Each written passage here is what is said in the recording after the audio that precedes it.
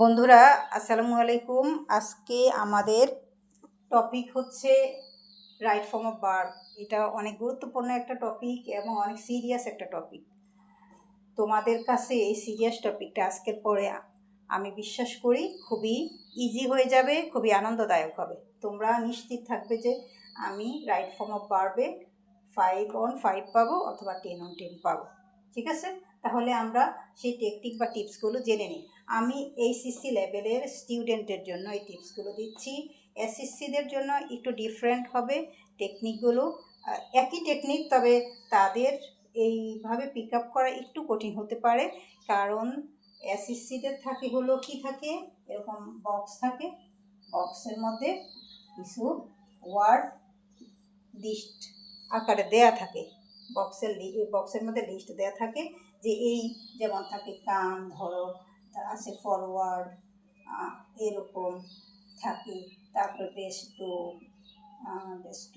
এরকম word verb দেওয়া থাকে। ভার্বগুলোকে এসএসসি লেভেলের বাচ্চাদেরকে কখনো কামকে কামিং বানাতে হয়, কখনো হচ্ছে একটা শব্দ এইটাই বসবে, কিন্তু এটা কোন জায়গায় বসবে বোঝা যাচ্ছে না। যেমন প্রোভাইড আছে, একটা শব্দ প্রোভাইড, এখন প্রোভাইডটা কখন বসবে, কখন একটা ভার্ব আছে, ধরো বি ভার্ব দেওয়া থাকে, বিটা কিভাবে হবে, বিং হবে না এম হবে, না এম ইজার হবে, না ওয়াজ ওয়ার হবে, না বিং হবে, না বিন হবে, BEEN বিন হবে। এগুলো এসএসসিদেরকে বিভিন্ন ফরমেশনে, মানে পার্টস অফ স্পিচের বিভিন্ন ফরমেশনে নিয়ে যেতে হয়, তাই না? ওইটা হচ্ছে এসএসসিদের জন্য। আর এইচএসসিদের জন্য আমি এই টিপসগুলো দিচ্ছি। তাহলে আমার টিপসগুলো তোমরা শিখে নাও। 1 নাম্বার টিপসটা হলো, যখন একটা সেন্টেন্স শুরু হয়েছে, প্যাসেজের প্রথমে একটা গ্যাপ থাকে, অথবা যে কোনো একটা সেন্টেন্স শুরু হলো, ধরো একটা সেন্টেন্স শুরু হলো কি দিয়ে, গ্যাপ দিয়ে, এটা হলো গ্যাপ, তাই না? একটা ব্ল্যাঙ্ক বা গ্যাপ দিয়ে শুরু হলো, তখন আমরা কি করব, এই গ্যাপের মধ্যে চোখ বন্ধ করে একটা ভার্বের সাথে আইএনজি যুক্ত করে দেব। তখন আমরা কি করব, আইএনজি যুক্ত করে দেব। ধরো তোমাদের আছে এরকম গো আছে, গো, তারপরে বাকি এরকম কমা আরেকটা ক্লজ আছে, হ্যাঁ। তখন আমরা কি করব, এইটাকে, এই যে ব্র্যাকেটে যেটা আছে, এটাকে আমরা এখানে গোয়িং করে দেবো, গোয়িং, তাই না? গোয়িং করে দেবো, বাস, আর কিছু না। তোমার গ্রামাটিক্যাল রুলস না জেনেও তুমি কি করবা, যদি গোয়িং বসিয়ে দাও, তুমি এখানে 1 পাচ্ছ, মানে এই সেন্টেন্সে তুমি 1 পাচ্ছ। তাহলে কি, কেন এটা এরকম হয়, আমি উদাহরণ দিয়ে যদি বলি, যেমন এটা আছে গোয়িং, আর কিছু দিলাম না, এটা এক্সাম্পল দিয়ে নিয়ে যাচ্ছি। যেমন এই যে গোয়িংটা পরে দিই, যেমন এরকম থাকতে পারে, ধরো গ্যাপ আছে, এখানে আছে teach is a noble profession, হ্যাঁ। তাহলে এখন teach is a noble profession, তাহলে আমরা এটাকে কি করতে পারি, এটার সাথে আইএনজি যুক্ত করে দিলে teaching is a noble profession হয়ে গেল। তারপরে নাম্বার 2, আর একটা টিপস, সেটা হলো যদি কোনো সেন্টেন্সে প্রেপোজিশন থাকে, কোনো একটা প্রেপোজিশন, সেটা উইথ হতে পারে, বাই হতে পারে, তারপরে অফ হতে পারে, ফর হতে পারে, হ্যাঁ, এরকম কোনো প্রেপোজিশন যদি থাকে, যেই কোনো প্রেপোজিশন, তাহলে আমরা সেই প্রেপোজিশনের পরে যদি গ্যাপ থাকে, ওই গ্যাপের মধ্যে কোনো একটা ভার্ব আছে, যেমন এটা, যেমন সি আছে, হ্যাঁ, অথবা আচ্ছা সি আছে, তখন এই ভার্বটাকে ভার্বের সাথে আমরা আইএনজি যুক্ত করে দেব। কি করে দিব, আইএনজি যুক্ত করে দেব, এই ভার্বটার সাথে আইএনজি যুক্ত করে দেব। আচ্ছা, তবে এখানে একটু তবে আছে, তবে একটু ডিফারেন্ট একটা বিষয় আছে। প্রেপোজিশন, সব প্রেপোজিশনের ক্ষেত্রেই কি হবে, ভার্বের সাথে আইএনজি যুক্ত হয়ে যাবে, তবে টু যদি থাকে, এই টুটা একটু ডিফারেন্ট। টু থাকলে আমরা কি করব না, ভার্বের সাথে আইএনজি যোগ করতে পারবো না। কেন করতে পারবো না সেটা আরেকটা রুলসে দেখাচ্ছি, নাম্বার 3।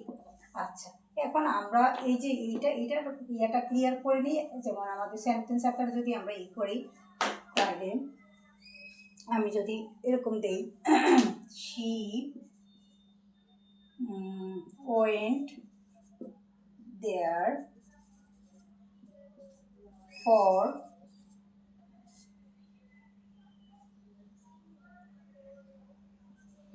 her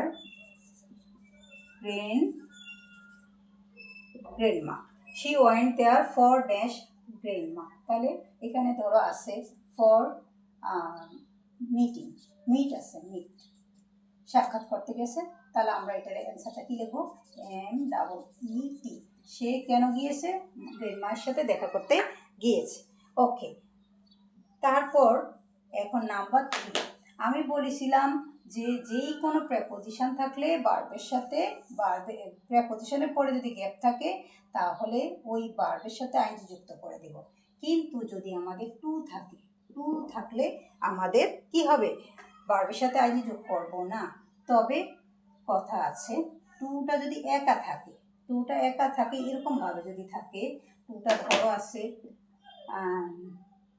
এরকম আছে, ইন অর্ডার টু, অথবা শুধু টু, অথবা আছে হ্যাভ টু, অথবা আছে হ্যাজ টু, অথবা আছে অর টু, অথবা আছে আরেকটা কি হতে পারে, হ্যাজ টু, হ্যাভ টু, হ্যাঁ এগুলো আছে। তো এগুলো দিয়ে কি বোঝাচ্ছে, এটা দিয়ে বোঝাচ্ছে উদ্দেশ্য, এটা দিয়ে উদ্দেশ্য বোঝাচ্ছে।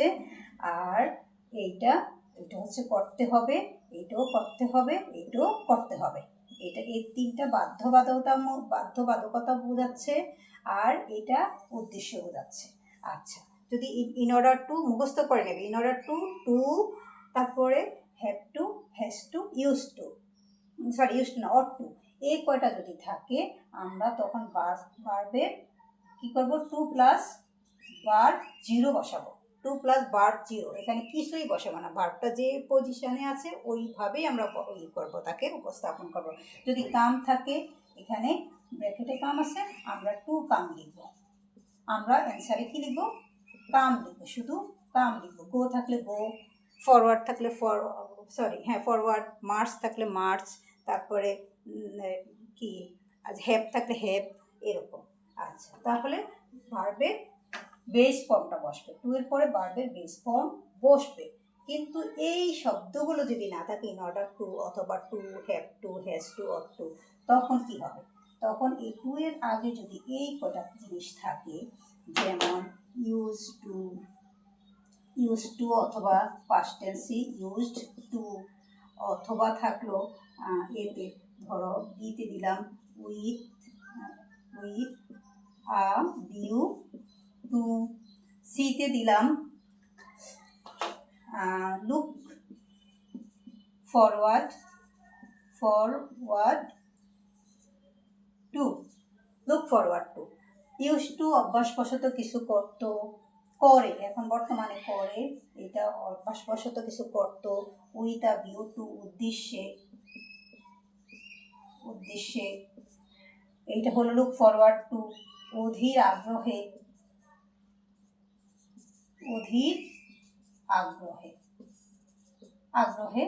আচ্ছা, এখন এই তিনটা যদি থাকে তখন আমরা চোখ বন্ধ করে ভার্বের সাথে আইএনজি যুক্ত করব, ওইটার মতো ভার্বের সাথে। যেমন হি যদি এরকম দিলাম, হি ইউজড টু, এখানে আছে ওয়াক বাই রিভার সাইড, এখানে রিভার সাইড। আচ্ছা, তাহলে he use to walk by river side, তাহলে আমরা অ্যান্সার কি হবে, অ্যান্সার হবে শুধু ওয়াক, তাই না, অ্যান্সার হবে শুধু ওয়াক। আমি এটা একটু এখানে ভিজিবল করার জন্য এই যে, তাহলে অ্যান্সার কি হবে, শুধু ওয়াক হবে, ঠিক আছে।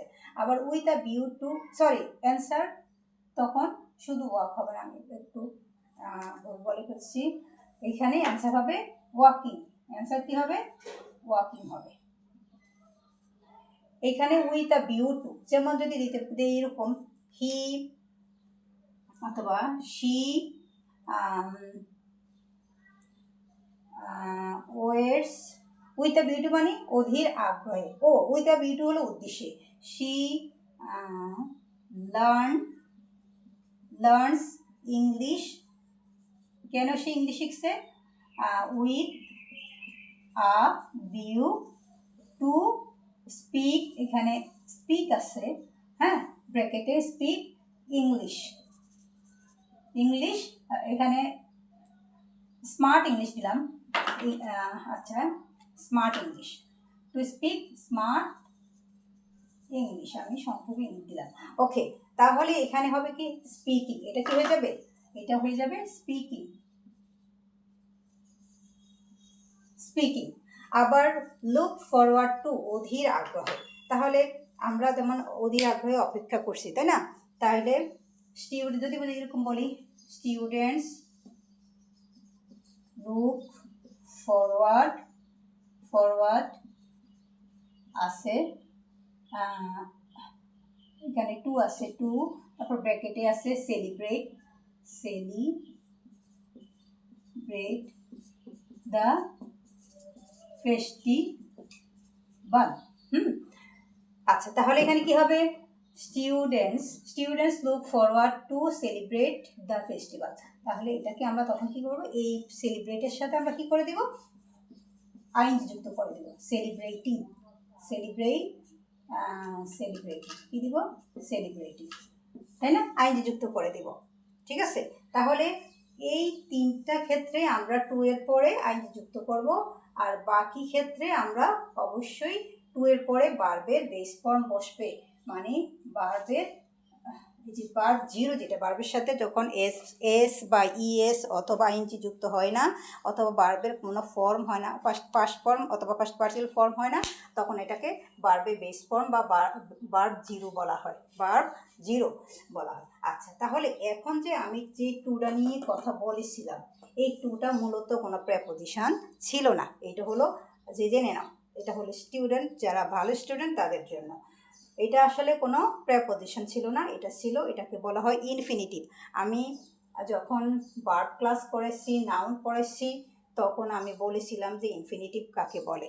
তাহলে ইনফিনিটিভ কি, ইনফিনিটিভ হলো ভার্বের আগে যখন টু বসে এবং ভার্বটা যখন জিরো পজিশনে থাকে, মানে ভার্ব জিরো বা ভার্বের ভার্বের বেস ফর্ম হয়, তখন তাকে ইনফিনিটিভ বলে। তাহলে এটি ইনফিনিটিভ ছিল, আর ইনফিনিটিভের পরে ভার্বের বেস ফর্ম বসে, এটা হলো রুলস।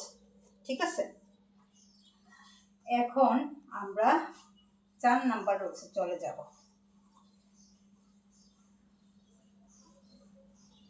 4 নাম্বার রুলস হলো, যেমন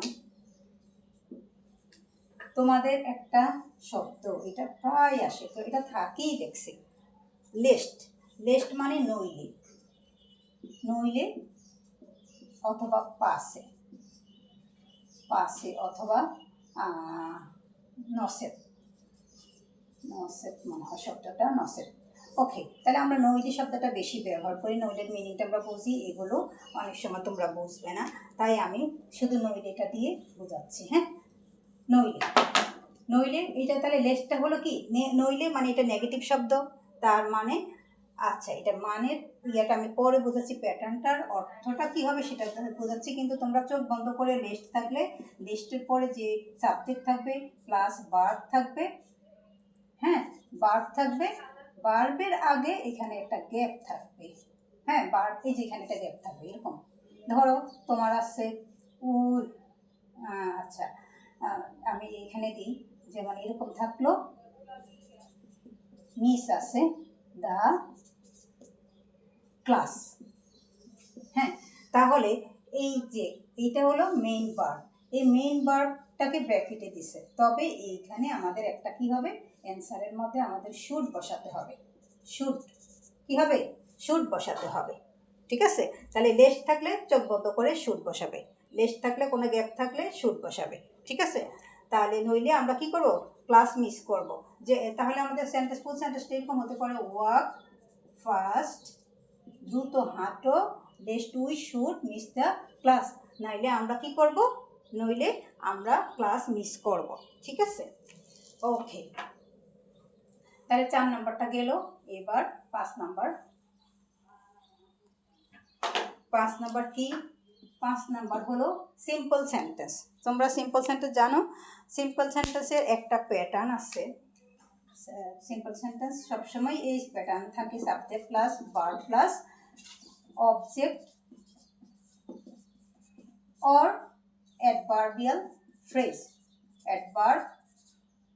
অ্যাডভার্বিয়াল ফ্রেজ থাকে। হ্যাঁ, অ্যাডভার্বিয়াল ফ্রেজ অথবা অ্যাডভার্বও থাকে, অ্যাডভার্ব অথবা অ্যাডভার্বিয়াল ফ্রেজ। অ্যাডভার্ব লিখে নিই, অ্যাডভার্ব অর অ্যাডভার্বিয়াল ফ্রেজ, এরকম থাকে, এই প্যাটার্নটা থাকে। তো তখন আমরা কি করব, আমাদের নিয়ম হলো সাবজেক্ট প্লাস ভার্ব, একটা ভার্ব থাকবে। কখনো কখনো দেখা যাচ্ছে আমাদের সেন্টেন্সের মধ্যে, আমাদের রাইট ফর্ম অফ ভার্বের মধ্যে 2টা ভার্ব দেওয়া থাকবে। যেমন এরকম থাকলো, মিস্টার আরিফ ওয়ান্টেড, এইখানে গ্যাপ,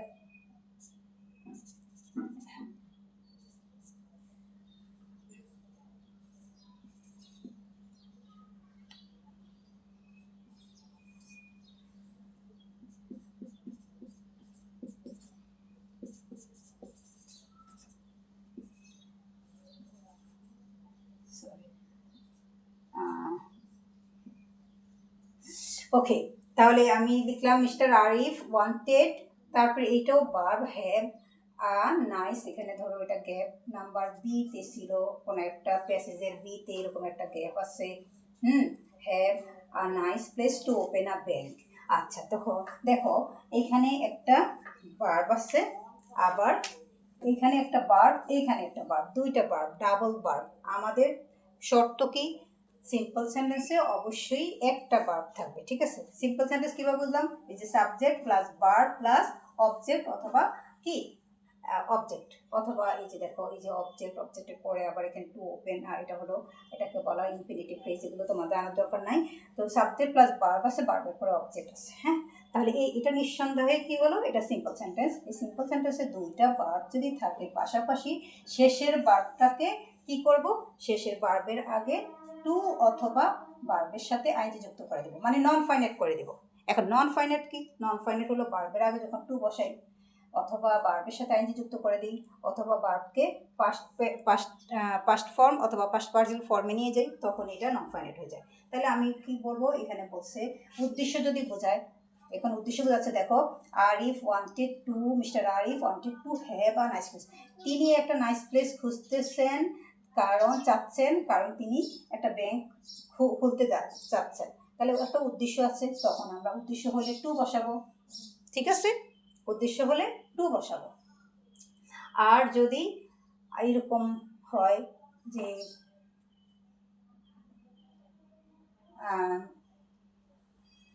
আর উদ্দেশ্য না বোঝালে আইনজি যুক্ত করবো, উদ্দেশ্য না বসালে না হলে আইনজি যুক্ত করব। যেমন mister Arif saw her daughter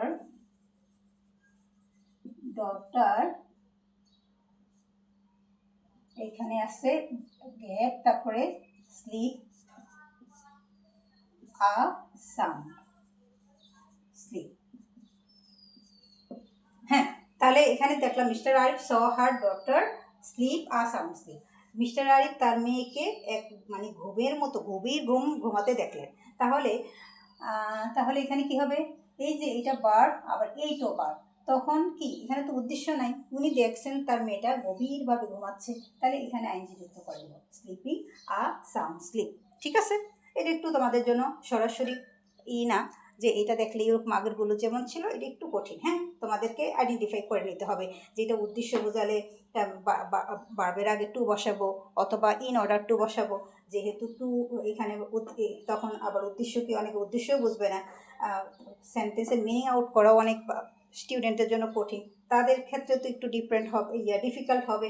কিন্তু আমি সবার তারপরেও সবাইকে যদি প্রথম থেকে যদি এখনও যদি চেষ্টা করো, এখনও তোমাদের হাতে বেশ কিছু সময় আছে, তখন থেকে তোমরা তখন পর্যন্ত তোমরা প্রিপেয়ার হয়ে যাবে।